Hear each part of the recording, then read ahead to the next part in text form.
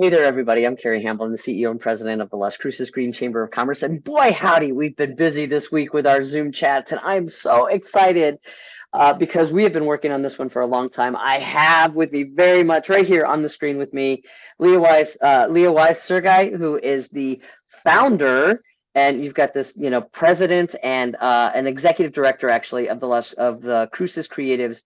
And I remember when these conversations were starting and how exciting people were. And you and I think Patrick, right? Um, Mhm. and a group of people were able to make it happen. So when I've been talking about this Zoom chat and talking to people about what Cruces Creatives is, they're like, oh, I didn't know. And I'm like, yeah. Like remember when we were at the Green Drinks and people were like, holy cow. So tell folks here, what is Cruces Creatives and how did it start? Because the story is golden, and I think people need to know it. Thank you, Carrie. So Cruces Creatives is a nonprofit makerspace that essentially is almost like a gym, but for tools. And so we currently have 12,000 square feet downtown with a wood shop, bicycle shop, electronics lab with laser cutter 3D printers. We have an AV room for photography and videography. We have textile lab, we have a dedicated kids room, we have an arts corner, we have a performance stage, we have vinyl cutters, crickets, all sorts of different tools to help people be creative. And then a whole suite of different programs helping education to farmers and ranchers and sustainability. And it's a great way to bring lots of the community in. Now, Carrie, to address your idea of like, how did this start, right? Like, this was, oh goodness, like 15 years ago now. Right, right. I know. Like, it started, I was an undergrad and I realized, I was an artist. So good old art department kid. I had this huge building, lots of tools, and realizing the moment I was going to graduate, I was going to lose access to all of these tools that made my work possible. And the more I started talking to people, I realized this wasn't just an artist problem. This is really a community problem that all of us don't have the tools that we need to be able to make the projects and succeed in our projects. But then on top of that, we don't have the creative communities to help us get there either, right? Because none of us can know everything. And YouTube is wonderful, but if you don't even know what you're looking for, you can't type something in that you don't know.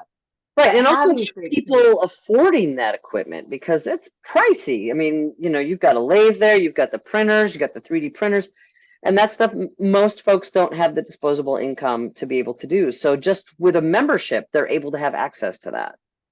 absolutely. And then we've worked really hard to make it as accessible as possible. So we do have paid memberships, but we also offer volunteer memberships. And if you volunteer 3 hours a week, you get free access.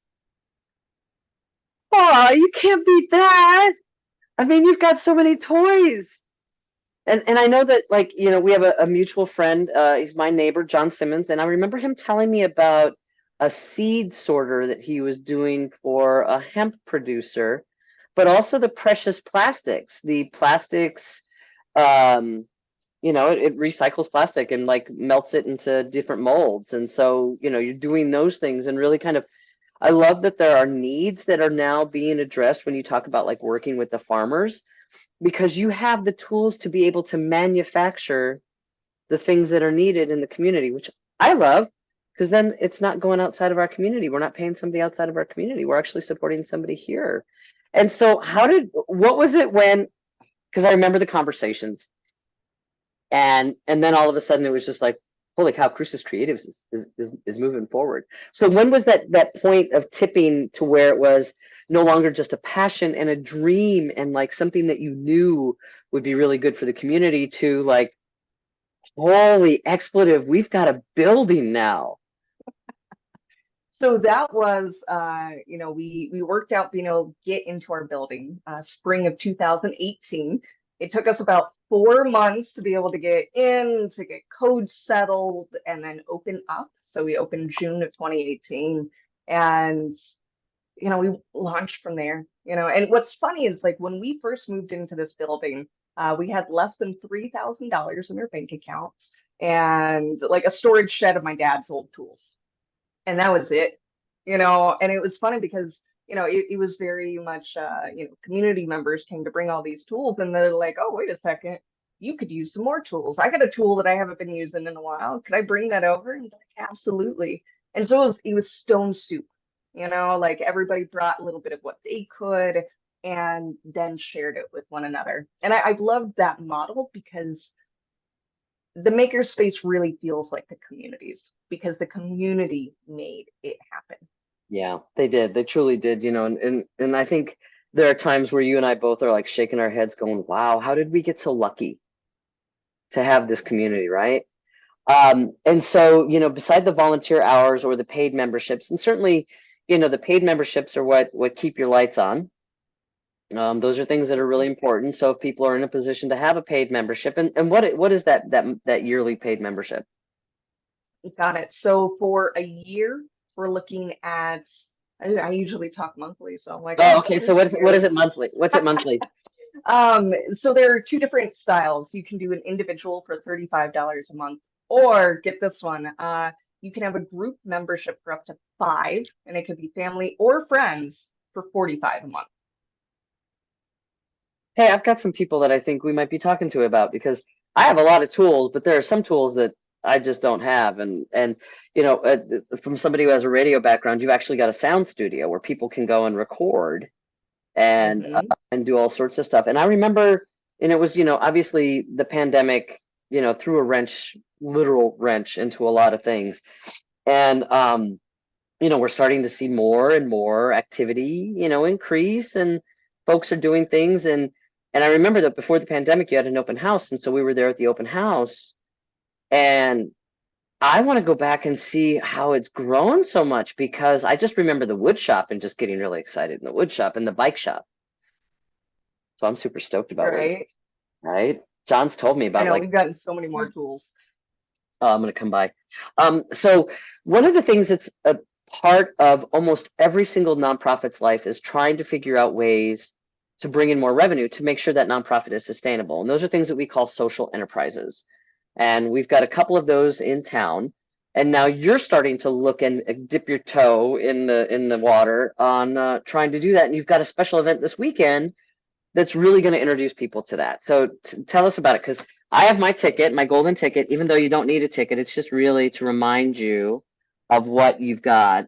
But tell us about the event that's taking place this Saturday from 2 to 5. Absolutely. So we're going to be down at the Hood. If you haven't been there, 3206 Harrelson, great, fantastic space run by Richard Pata. Arts, antiques. I know, right? Love him. Hmm. Um, and so first off, this is a holiday gift buying party.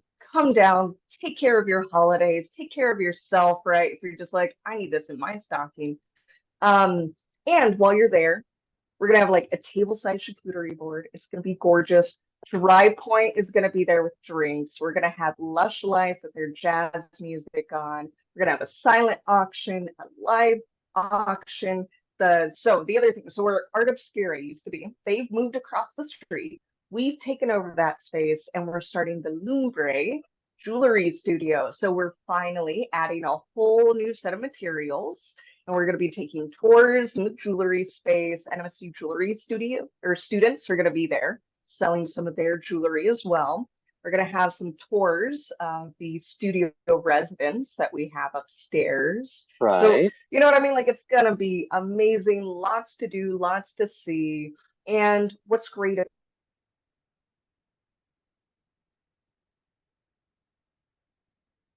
wanting to be able to cement Libre in the community and also give us a way to be able to keep an arts retail space and event space for our community while benefiting Cruces Creatives and all of our missions in arts and education and sustainability and economic development and science and technology.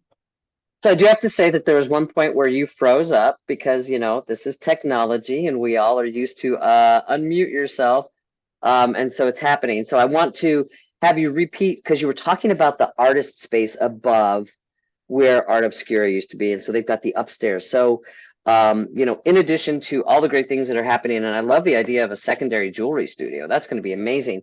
But talk again about the artist space in the second floor of Art Obscura. Absolutely. So we have 6 private studios so far at the Bloomsbury site, and those artists are several of them going to open up their studios and invite people to see their work is. That's awesome. Is it going to rotate out, or are they going to be like there for a year and then they move on, or that it's open to somebody else, or how does that go? So these particular individuals are that are wanting to stay residents with us. So as long as they want to be residents, they will. We are hoping to actually add another 9 studios to make a total of 15. So, we can really offer a space that most artists can't get right now. And what's great also about our studios is by getting a studio with us, they get the $35 free membership to Cruces Creatives, and they get a $75 membership to the jewelry site as well. So, you know what I mean? At like $110 worth of memberships with their studio rental, it's really working out for the artists and Yeah. for us at the same time. Well, I'm very excited, even though I'm going to have a busy day that Saturday. I'm very excited about going by and seeing, and just the idea of the collaborations and the partnerships. I mean, those are critical because, as you know, nonprofits can't work in silos anymore. It's just not going to be helpful. And so these partnerships are amazing. The innovative thinking that you've got to meet the needs of what people have. And I love the partnership with the jewelry department, Julia Borello over there at NMSU, and all those great folks. So I'm excited to see this. I cannot wait. If you are interested in going to help support Cruces Creatives, our makerspace really is that I love it, is that it's this library of tools that people get to be able to use and play with, and understanding the importance of that for our creative people here in our community. Go to the Hood at 3206 Harrelson this Saturday, December 9th from 2 to 5 p.m. It's going to be free food, cash bar with Dry Point Distilleries, live music from Lush Life, holiday shopping. This is a great way to keep your money local, support local artists, and help support our local nonprofits. So we'll have all that information about Cruces Creatives either above or below, all depending on what platform you're looking at. And if you'd like to do a Zoom chat with me, you're welcome to private message me here on our social media, and I'll be more than happy to schedule that. Leah, I am very excited. I cannot wait to see you on Saturday. Is the baby going to be there too? Yes, she will. Okay, good. All right, good. Not that that was needed to bring me there in the first place, but baby, even though she's not a baby anymore, she's 3 years old, crying out loud. Anyway, love it. Thank you so much. And it was great talking with you. And I can't wait to see all the success that's coming up with Cruces Creatives. Thank you, Carrie. Okay.